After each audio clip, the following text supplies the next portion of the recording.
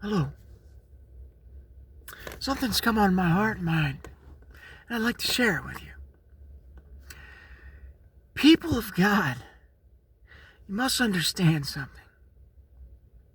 What was created from any plant,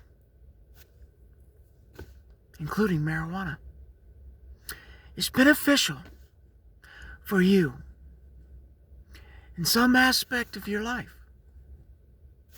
I tell you personally, it's very, very, very good for meditation, focusing the mind. Anything in balance is perfectly fine. If you can sit down and have a cocktail or two, sometimes three, whatever, and do that in moderation and balance, there's nothing wrong with that. But yet, we have been trained, and this image has been projected on us that if we partake of the marijuana plant or bud, that it's wrong in some sense. Wrong! That's not true. My ancestors and your ancestors used to pass the peace pipe around. Why do you think they done that? Because it helps them. It helps all of you and myself included. Tap into a realm that you haven't tapped into. Or maybe you have, just didn't realize it.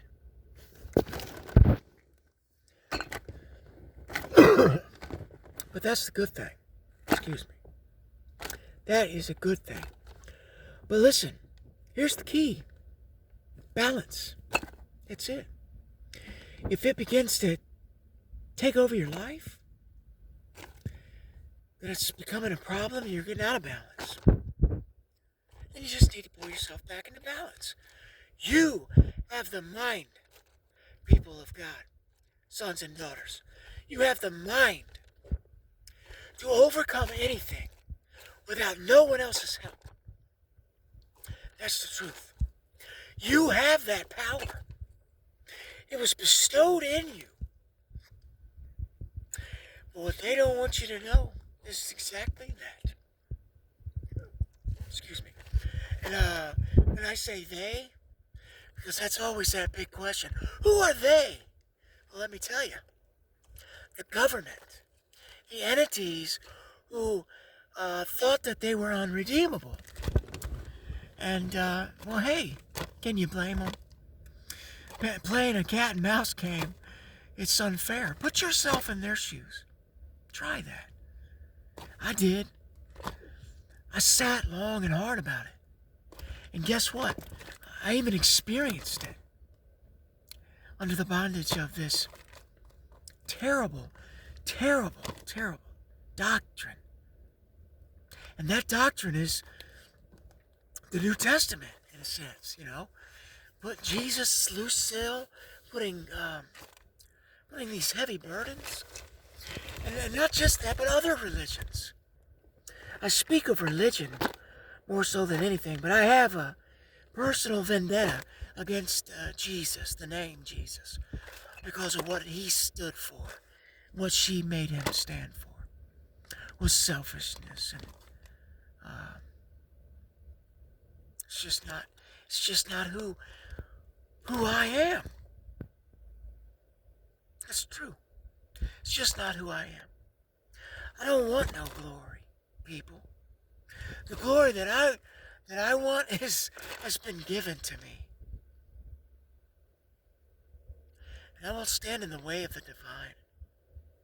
You don't have to come through me to get to the divine. I want you to think about that for a moment. How unfair is that to the whole world? It's unfair. It makes people feel like that's the only way. And that's exactly what it is. What kind of a God does that sound like? To me, it sounds like somebody that wants all the credit. To me, it sounds like somebody that wants to take all the credit but not give anything back but bondage. I don't want no part of that. And I'm so grateful that I have finally awakened to the truth in myself and who I am. so that I can put my heel on that.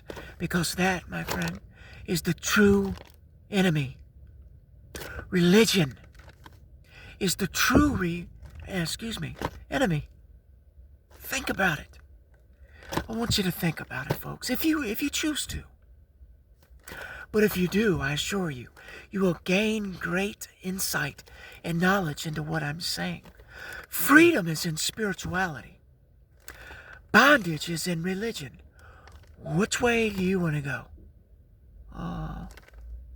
It took me a long time to figure that out because of other people's oppression, of what they were taught,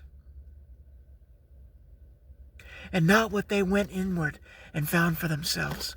And I'm telling you, people, when you go in, there's the freedom. That is the freedom. And that brings me great joy to share that with you. And I hope you receive that. I love you, and thanks again for listening. Talk to you next time.